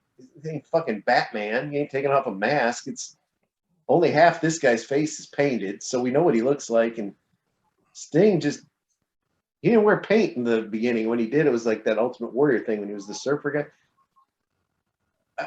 I didn't get it. And they're making and Shivani's selling it like, they're taking off the paint. It's like, well, usually if you watch a Darby match, it sweats off in 10 minutes. What? I didn't get it. I would rather see it worded. I was just kind of like, I got the symbolic that they were going for, but it's kind of like, it just, for me though, it's still, I don't want to see Tully Blanchard fight Sting. It's just, it wasn't good 40 years ago. I actually did like this match a lot, and I also liked the paint removal. I think Sean Spears doing the Darby, that was really good. Like, all right, you're trying to be a heel. Like, I'm going to take off your war paint. Yeah. But then the FTR thing came out, and I'm thinking, you know what? FTR, because it's in the Grand Slam, it's I think that's going to be a good match because FTR doesn't do no flips, do no flippities. So all they have is going to be on the ground, and they keep Sting on the ground, keeps his feet on, keeps him. He can do some stinger splashes. They're short Gonna enough to move be. on him, and he goes, and he hulks Yeah. up, because he can't go. But yeah, now this is the one time that I will say this is a match tailor made for FTR. I'm sorry. This is going to be a good match, I think.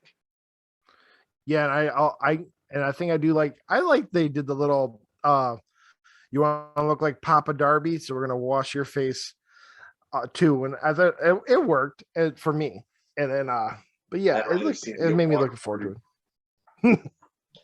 a little too much on the. Tully looked like a fucking wombat when he was a wrestler. He was never a big guy, but my God, Tully, you got a skinny old man, you got Arn Fat. The years have not been kind to these horsemen, might I say. But Sting at least is I don't know, he wears his shirt, but Sting's a decent size. I mean, he's 6 foot something. He's a decent size, and he's naturally a big guy. Tully's naturally a small guy. Tully looks like an old man. And Tully, for being a mouthpiece of a gang, shouldn't he fucking talk more? And is that even a gang anymore? MJF and Wardlow are never with them anymore. I mean, it's like it just kind of ended. The pinnacle is crumbling as we speak. Yeah, then you had what was next? Was there another match? No, you had the big confrontation, which I didn't like. Omega, Danielson. I like Callis selling it. Danielson, I came over here to fight you. I want to fight the best in the world. I like that he's saying Omega because Omega is the best in the world, in my opinion. And Callis is like, oh, like he's nervous. And the answer is no, we're not fighting you. I like that. And then, he goads Omega into it. Are you that good? Are you that good? And he's like, I'll fight you next week. And then they announce it's a non-title match. Now, number one, I didn't like it because, like we keep saying, he didn't do no work. He challenged you. He ain't even had a fucking match yet. But they said it was not for the title. Yes, and see, and this is why I hate it. If it's not for the title, he's gonna win. Then probably at Full Gear, if he beat him in a non-title, now he gets his title match, which he'll lose. Because that way he's already beat him once, but then he's gonna lose again. Once you make a match that's non-title, the champ's gonna lose. I didn't like that. I didn't like that. Once again, the whole thing that we were told was you do the work. There's made up rankings, all this shit. I want to fight you. You're on. Oh. Well, shit, I'm just going to jump the railing and challenge somebody next week. I mean, what the fuck do I need a match for? I think it hurts that, but I think the match will be good, but I don't like that they said at the end of the day, it's a non-title match because that tells you your champ's going to lose. I did not know that was a non-title competition match. My thoughts are now Kenny Omega, and like again, it goes with this elite thing. They have a way they can do a whole good match, and then at the end of the day, Bryan Danielson could still lose, and it could give New York a great match. And at the end of the day, it don't matter because now what you're saying is, which then will give you into the more typical Full Gear-esque way, if that's the case. Okay, so we're going to have Brian win this one, then Kenny wins in Full Gear. Then we extends his reign till the next pay-per-view, which is, I believe, Revolution. Where hopefully Hangman Page's wife has spit out that kid by then. I would much rather have Kenny win next week. They do their little handshake because Bryan Danielson acts like he's an asshole. I'm here to beat up all the new guys. See, and tell me this ain't weird before I forget. Here's the big hero, the one everybody loves. He's coming across like a prick. Here's Adam Cole, the guy you're supposed to boo. He's smiling. He's happy. Everybody loves him. It's almost like they got the script mixed up, so to speak. Because Bryan Danielson's a narc. Because he's a narc. I'm still Hey, he standing. even said he took. Yeah, I thought about this after you said that. He has admitted openly he used to take notes in his meetings with Vince McMahon. He's either selling those notes to Khan or he's taking notes to Khan to sell to Vince because his whole fucking family works for the other company. Yeah, he's a narc. But I would much rather see Kenny beat him, take that chip off his shoulder, and you know what? I'm going to do the right thing. I'm going to do the work, and we're going to come back to this. And Bryan Danielson versus, because I think Adam Page might come back this week. If he does. Adam Page versus Bryan Danielson at Revolution, so that could be a money match too. So I'm just saying. So I'll stick to my gun. What's it gonna do? I'm not going to say I'm gonna give out 10 fucking Bryan Danielson shirts like you just did on CM Punk. But no, I'm gonna say Kenny wins. I think what I would like, and I'm stealing an old ECW angle, because the heat, Bryan Danielson, like you say, he's a douche. The heat on Kenny comes from Callis. 100%. That's have Bryan Danielson or have Kenny win, just like they did with Sabu and Taz. I'm saying Omega or Callis is the Bill Alfonso of this unit. He wins, and it's like, oh my God, you win. I bet all my money on him. I thought for sure you were going to fucking lose. He joins Bryan. They're the new heels. Kenny automatically, you lose Callis. Everybody loves you. I mean, you could flip it that way because, like Bryan Danielson, you said it. I mean, this beloved hero, he comes across like an asshole. He's an unlikable, to me, he's a very unlikable character with that unkept beard and those horse teeth. He's just, I beat everybody. I'm the best in the world. It's like, shut up. He just acts like Marshawn Lynch. Yeah, I'm just here not to get fined. I'm just here so I get paid. He doesn't act like he just doesn't. Either his mic works that shitty. He just acts like he's just, I'm here, aren't I? And if you notice the crowd, I'm not saying he didn't get a pop because he did, but it's not like Omega got booed out of the building and this guy was getting the Hulk Hogan cheers from the 80s. Adam Cole got the pop. Bryan Danielson didn't get the pop. I really think that they mixed up the two characters here. I think somebody shuffled around the plans. I've been really trying to figure out. I've been watching since you've been bringing up the crowds a lot. I'm trying to watch the crowd. Like, either the crowd just loves being there, or because the Pillman one I can see. That one, MGF had to carry the crowd up to go, hey, don't say that about Pillman. And then Pillman comes out, they're like, shit, we're helping Pillman for some reason. They're like, we're ashamed of themselves. But they just want, I think this group of fans, they just want good wrestling, which they get. Yeah. They better never ever say they don't.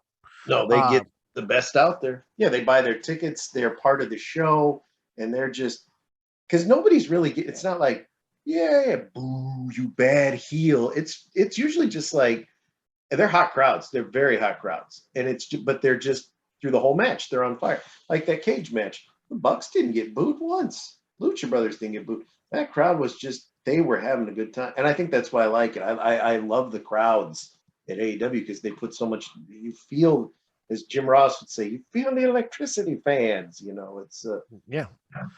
Because then it goes, because that feelings go into the Rampage with the Britt and Ruby moments. But this whole idea, like, you guys want to see me fight Kenny Omega? No shit. Yeah, we do.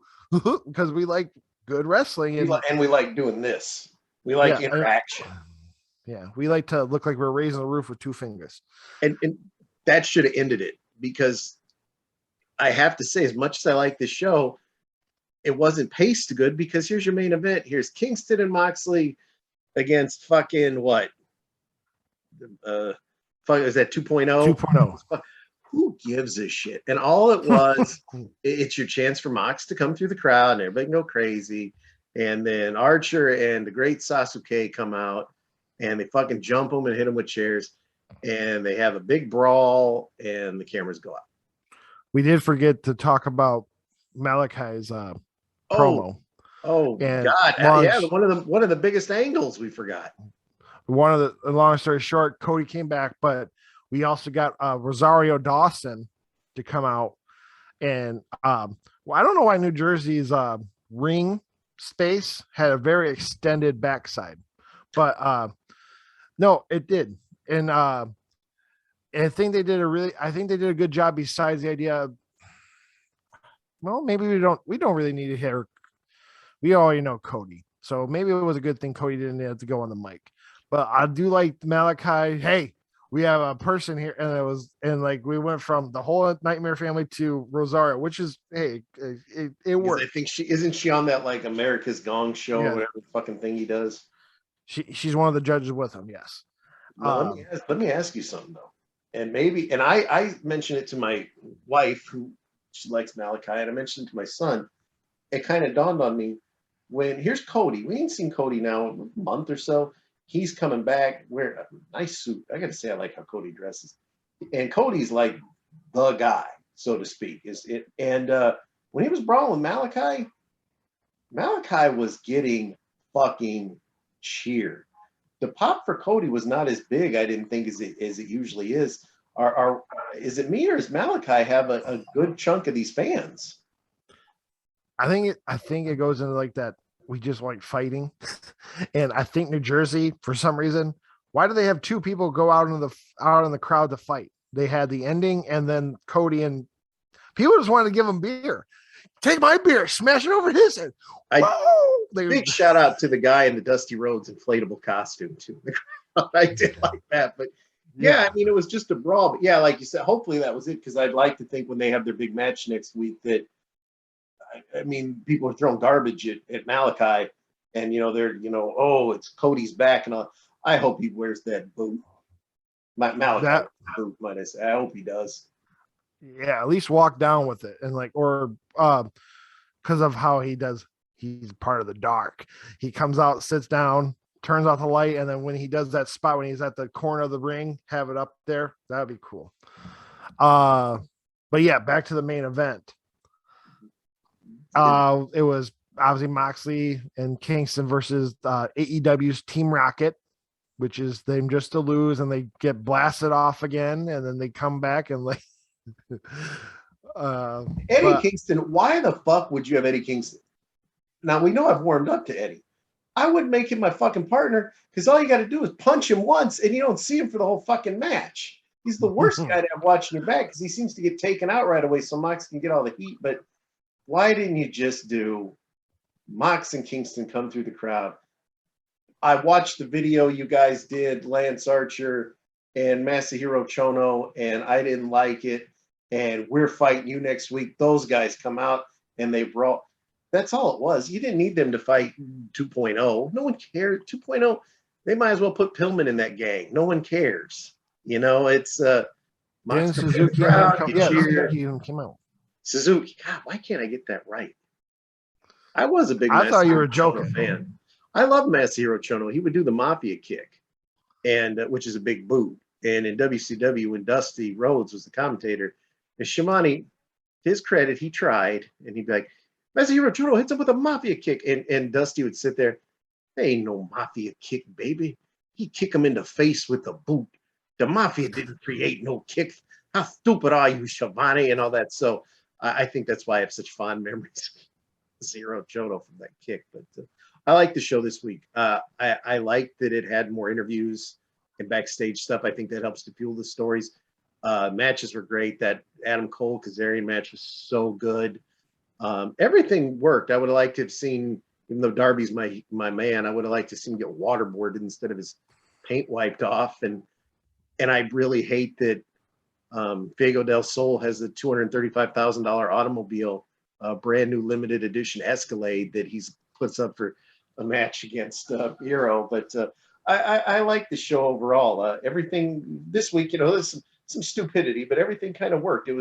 It really did, to me, it felt like a go-home show to a pay-per-view. And it made me it made next week's upcoming show seem even all that more special the way they did it. I thought they did a great job. I'm giving it for my personal I gave it an A minus because it wasn't top. There's some better storylines that could be done, and one thing we didn't miss because obviously the Suzuki goons came out to heat up the thing and did the brawl. I did like that when Moxley and Suzuki got onto the bell ringers table. There was a quick moment that Suzuki could have gave him that driver into the actual bell, and John Moxley saw it, and he's trying as hard to push that motherfucker out of there. But luckily they didn't. They ended up not going through the table, but it was just very funny. I'm like, but everyone kept on saying Suzuki, yeah, he's 55 years old, wrestling like he's 30. I'm like, what's up with his hair? That's his thing. I don't get it. I was and now Rampage last night.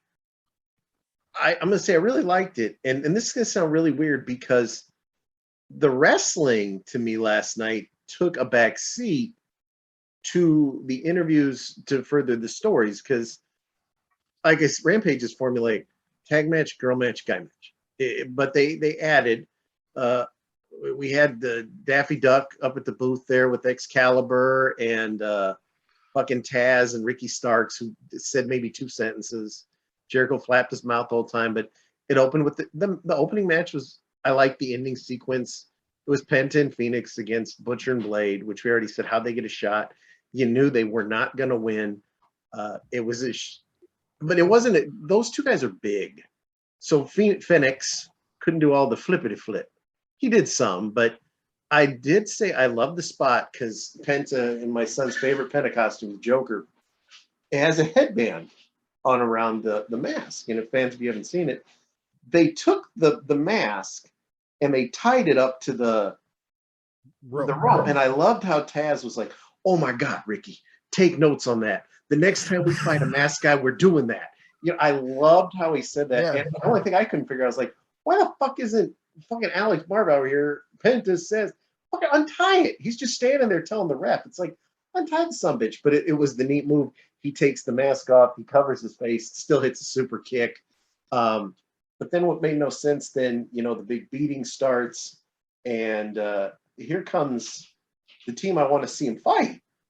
LAX, Proud and Powerful, we're going to call them. They come down to save him, which, once again, it sets up the big 8-man match. But I didn't really get the save. And I liked how Jericho was sitting there like, yeah, that's my boys. That's my gang. That's my boys. I'm making the save. And all that. It's like, shut up. But I loved when Taz was like, write that down. Next time we fight a mask guy, we're doing that. Taz is so good on that. He should just be a regular commentator because he's a heel. But I thought the match was okay. I'd C+. I have to say, just because the Butcher and Blade are big guys. Penta and Phoenix, they couldn't really do much against them. Plus, it was, hey, look, this guy just came back from a 7-month injury. Number 1 contenders. I don't know. Maybe I'm delving too much into this whole fucking win-loss thing, but a little bit. But I agree because I'm also. I wish I must have. There was a pause in me watching AEW. I do not know when Hardy went from broken Hardy to big money Matt. It's like overnight. Yeah, but the idea of that's the thing I feel bad for. I thought Private Party was over before Hardy. Oh yeah, definitely. I'm a big fan of the Butcher and Blade prior to the Hardys, and I like their whole gimmick, the whole shtick when they used to came out, and they had the bunny just as the the looks, whatever, and like all that shit. But then there was even I didn't even mind when they used to wear all black, they look very sinister. But when they wear white, they were like that trippy, like orange, clockwork orange, trippy stuff. And it worked. Aprons. Yeah, it worked for me. Yeah. But now with this whole Hardy taking some of the, what I say mid to, we'll say lower, because Angelico and Chris Evans is low. Not Chris Evans, whatever. Luke Evans. Jack Evans. James, his Walmart gang. Yeah, they're definitely on the lower end. Angelico's entrance is mid card to top tier. That little dance he does, I like all that The shit. man in Lucha Underground. That guy can fucking work. Problem is he works so insane. He botches a lot of stuff, and I mean that's just going to happen unless you're Phoenix. But yeah, it's and I like though if you keep in mind how Hardy's guys lost. These other two guys come on, they get run out. It's building for later, you know. But I hate Big Money Matt. I want the elite. Everybody wants the elite. I want Matt just to take a step and go in the back and help maybe get these ideas and then just stay off camera right now because it's working because also it goes into the next match with Anna Jay and the Bunny with Penelope Ford out on the sidelines with Tay Conti on the sidelines, whatever. Get your lotion ready. But it was a really good women's match. And then I love Penelope Ford. Penelope Ford is one of the most beautiful women I've ever fucking seen. Bunny, there's no talent there. I'm sorry. She's a great manager. She's a terrible wrestler. Anna Jay, I know her from being the elite things. I thought the match was like I always said, tag match, girl match, guy match. So it was what I expected it to be, almost like a breather. I think I went and peed during that match, got another drink, but yeah, it was what it was, but it's set up because Matt Hardy's gang loses again.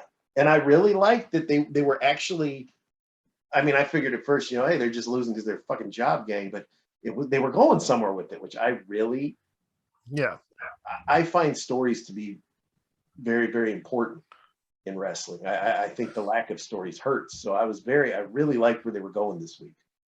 Yeah, because then it goes into Tony Schiavone creeping down to the ring to talk to Matt and say, I'm pissed. And, I'm pissed at that orange fan right there, which is a plant, you said. Looking at me all night.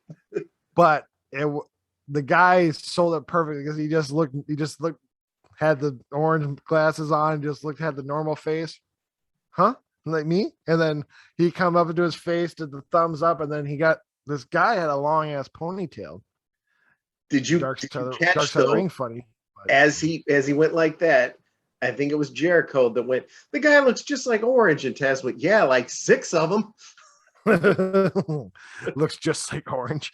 This guy is like I don't want to like either Mexican or like that Samoan brown. Orange is a California white, but and Orange is about 170 pounds. This guy was fat. Yeah, there's no other way to.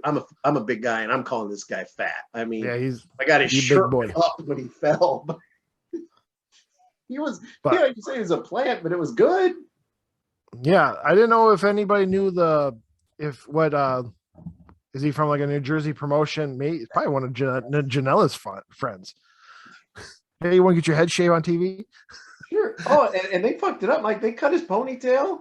I still don't get this. And he started shaving his head. And I just like with Jericho, he's gonna have to go home and explain to his wife that his hair is cut. And Taz, hey, guy ain't got no wife. What are you talking? Because Taz was such a prick. He was so funny. And then Orange comes, he makes the save. Way too late. Guy's head was already, might as well just let him shave his head, at least even it out. But yeah, like you said, that's what I like when Hardy was like, I'm tired of us losing. We're the whole team next week, 8-man tag match. I really like that, but I'm with you. Matt Hardy needs to just a managerial role or just have, money talks, hair versus hair match, Orange and Matt. You're going to figure Orange is going to lose because Matt's had the long hair the whole time. Give Matt $20,000 or something, shave his head. And he's humiliated, and you could do 2 things. He's humiliated, and then, like you said, he leaves and he just works backstage. Or to get real, he comes back the next week with the wig, and he's like, "See that? I went into my lake of regeneration, and I used it like the tonic, and I have a full head of hair. And then every time they hit him, the wig falls off. You could do a lot. Orange gives an orange punch, the wig comes off. There's a lot you could do there, but." If it's not going to culminate in a hair versus hair match between the two, it's a fucking stupid angle. Yeah. Because Orange don't have much hair. It's not like it's Adam Page and they're going to shave this magnificent mullet. Orange just has his sides are shaved and he's just got a little comb, piece of hair. I could shave him bald in 30 seconds. He's got short hair. It's just hair versus hair matches when you have long hair. I see. I think you have a really good idea of when Matt loses, because I do like the Lake of Regeneration. That would be funny, but no, it was technically the third part of that crowd working the crowd. They had the two brawls that ended Dynamite, well, mid and ended Dynamite, and then this thing, and then we'll get into the promo. But I was more impressed. There was a spot in the Fuego match where Miro just throws him in the crowd, but it kept them. They stopped him right there so he can get on the corner of the fence. That was really. I'm like, that crowd. Again, it's a GCW, more homegrown area, so they probably definitely are used to working with the wrestlers like that. Very much like a Rocky Horror Picture Show esque, where they think we're part of the show. We belong here, and I like it. It makes for good TV. Although during the pandemic, when they were at Daly's Place, which you know how much I love Daly's Place, was so sad when they left. To AEW's credit, even without a crowd, they know how to. I wish they'd mic the crowd a little more, because sometimes I think the crowd is too low, but they know how to. They make, every time I watch AEW, even if I don't like the particular segment, which usually I enjoy them all, but I'm sitting there like something special. It feels important. They really know how to make everything they do feel important. Even the dumb shit with like Pillman and that, it's still, you're watching something. It's hard to explain. They just make you feel like what you're watching is compelling television. Your microphone thing has a pretty good point because of this with the promo with Ruby Soho and Britt. That was your favorite part of this week, I have a feeling. It was a great promo. It was, and I did like Miro's match, but it was a great promo because coincidentally it's because of, it could be said now because of Adam Cole's there, but like Ruby Soho hitting that jab, you're like, just like every other girl I've been with. Someone in the back, you're fucking, and like I went ooh, and everyone know, and it was great. And then also like Britt does the typical, you didn't leave, you got fired from your old spot, and then, ooh, and then the part when you said the microphone, the crowd was actually split. There was the Ruby Soho, then there was starting to get a chance saying DMD, yeah, and but the microphone didn't catch all the DMDs until like the very end. I'm like, that's a good buildup. Even with the whole idea of putting the work, but the story involves, she got the number one contender spot. She got hers. You can go fast because she won that match. She got it. But it's like, how often do you change your hair? Well, you get another new tattoo. What name you going by this week? I mean, it was good. Britt's good. I really would have liked to have seen Britt come down and Shivani go to hug her and she, because Adam Cole said he'd kick his ass. But that, and I think what's going to be so good when they have their matches, that's going to be a split crowd. Because half that building loves Ruby, the other half loves Britt. I love Britt, and I want Britt to win. I do too, and she needs to, because you got to keep building her strong. So when she loses, it means something. And plus she's money, she's just a cash cow. But this was one of the best segments ever, just because they were throwing the backstage stuff at you, but just enough to where even a fan who had no fucking idea could get the point. It's enough, like a couple women airing their dirty laundry. It was good. Yeah. I like that. And Ruby is a good talker. Britt is, God, she's so good compared to when she used to call him Shiamoni, and when she couldn't get a word right. To see how homegrown she's become, I really like it. I love Britt. I own a Britt shirt, for God's sakes. I mean, and I know the big plan now. I keep reading they want her to get in a long program again with Thunder Rosa. Probably have another like real blood gimmick match or something. Which is, that match made her. I mean, I can't say it didn't. That's the shirt I have, the bloody one. But No, this was two good talkers, great promo. And it advanced everything. I love good interviews, and I got, much as we're kind of laughing at Hardy, good promo. Here's another good promo. The wrestling took a back seat this week for me. Yeah, and then I like the Thunder Rosa thing. Also, technically on paper, is the most. It's going to come up. I think I'm not looking at her stats again, but like Ruby's is 1-0, but it says one first contender spot. Blah blah blah. Thunder Rosa has like 22 wins, and no one around her has any more. I don't think no one around her has 22 matches this year compared. They've been having to just run up through dark and do squash match after squash match. Even Jade Cargill has maybe 17, so 22. Yeah. So the idea, Thunder Rosa is also. I'm more of a Britt Baker fan, but if they do it right, I could be okay with Thunder taking her spot. Maybe also, I ain't gonna lie, I probably would not be happy if Thunder takes it at Full Gear.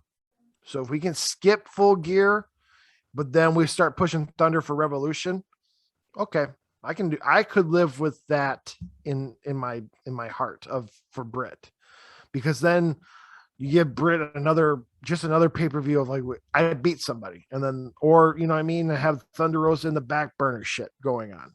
But I think if they can push Thunder Rosa to Revolution instead of Full Gear, I think that would be really good for both parties. Yeah, you have that hot segment, then you go into the main event. Fuego del Sol, $485,000 limited edition Benz on the line against Miro. That match, you all knew what was going to happen. Miro beat the shit out of him. That's it. It went longer. Yeah, it should have opened the show. Yeah, but it's set up Sammy Guevara, Miro, which they're doing with Miro. And I think that might have been the other thing I liked so much with Kingston. Miro beat Darby. Miro's fighting Fuego. They're always doing like you said, David and Goliath, big man, little man, because Sammy's a little guy. One of these guys is going to have to beat him. I did like his one promo with my man, Mark Henry. Do you have any comments? It's about time for the match. And what do he say? Something like, I only bow down to my God when my wife bows down to me in the bedroom. Or I like how he always references Lana. God, if anyone's listening, don't hire her. She's just so terrible. But she's hot. I like how he references it. The match was a setup. It was a setup for Guevara. That's all it was. And he says something about like has a $785,000 limited edition Tesla SUV. He said something about like, I have my God above me and my hot wife below me. Oh, that was what he said. And I think it's funny when he says that. I miss the best man, though. I have no shame in admitting that. But he obviously won, and then he had me for a quick second. I thought he was gonna throw those keys in the crowd for a second. Like, whoa, and then I was like, but then no, he stuffed them in Fuego's mouth and then got him in the game, whatever he calls his clutch anymore. But out of all the, Eddie's obviously the bigger one. But Sammy is the second biggest guy he's going to be wrestling, because I think Sammy's even bigger than I don't want to say the guy's name wrong, but the Nightmare Family guy, Lee Johnson. I think that's the one. Sammy's talented. Sammy is way talented. I didn't know how small Fuego was until Miro was on his knees getting kicked, and he's still almost eye to eye to him. I'm like, holy smokes! But it was an interesting match in the sense of, you have Fuego's trying to be a face, but also like he's not done anything, so the crowd should not be behind him yet. But it was an all right match. He did better than he did the first match. So, and all of it, again, it was next week we're New York, we're Grand Slamming, we're 2 hours and 2 hours. It was a go home. It felt like a go home show to a pay-per-view, and it was good. I like the addition of all the interviews and the stories and the way they built it. And no, it was a good show. It was one of the best Rampage. It might be the best Rampage, not match wise by any means, but angle-wise, storylines, it might be the best Rampage I've seen. Next week, I'm sure will be the best because you get a 2-hour showcase. I want to say, because that's what I was going to say. I was going to say Rampage was a B plus, but I'm thinking I'm going to put it up to A minus again, because if we remove it from Dynamite, but out of the 4 Rampages, minus the first one's matches, because I was the first one is so out of proportion of matches, you can't, that should not count anymore. But this Rampage had the best amount of wrestling and stories for an hour. They pushed it all in an hour. And granted, it was pre-recorded, so they had time to trim the fat and all that shit. But the idea of in 1 hour, they got us 4 or 3 storylines. Yeah. 3 random matches. And then, it was 4 because Sammy Guevara was the 4th one of like a new prospect of a new story. But yeah, it was a really good package show. So I think I'm pushing up to an A minus. So the whole week was an A minus for me. This was the best week so far. Fans, I got to go you behind the curtain. I've had 9 coffees this morning. I have to pee really bad. But, it was great. It was a great week of TV. And I think next week is going to be the best show. Next week's show probably be a little longer because we got 4 hours to cover. But I'm going to go on record and say next week is going to be, there's no reason it shouldn't be the best 4 hours of wrestling in the history of television. I'm going to go on record and say that because it's a stacked card. It's going to be the best TV show within the past 5 years. Yeah. Great. It's a great time to be a fan. Yes. You know what? We had over 300 views last week. Maybe let's try for 400 this week. We got to 350. I saw, I think we got to hit 400 this week. I want thank you for everybody who's watching. Because also I got to Doc look, you guys are also like, not just hitting the button and say, oops, I hit the wrong screen. Doc said you guys have we have a commitment of people at least sitting on for at least a whole hour of the show. Hour and 9 minutes. Good. That's a lot to listen to 2 guys babble. Yes. About guys in underwear. Yeah. I mean, and it's great. Like, subscribe. I really would wish you guys would subscribe a little bit. Hit the like button, spread the word. Thank you. I can't believe that this thing we did is getting so popular. I thank you. I sincerely mean it. Make sure to go on Hardcore Graves website so you can see how many times he misspelled Cousin Cecil on there. I blame spell check.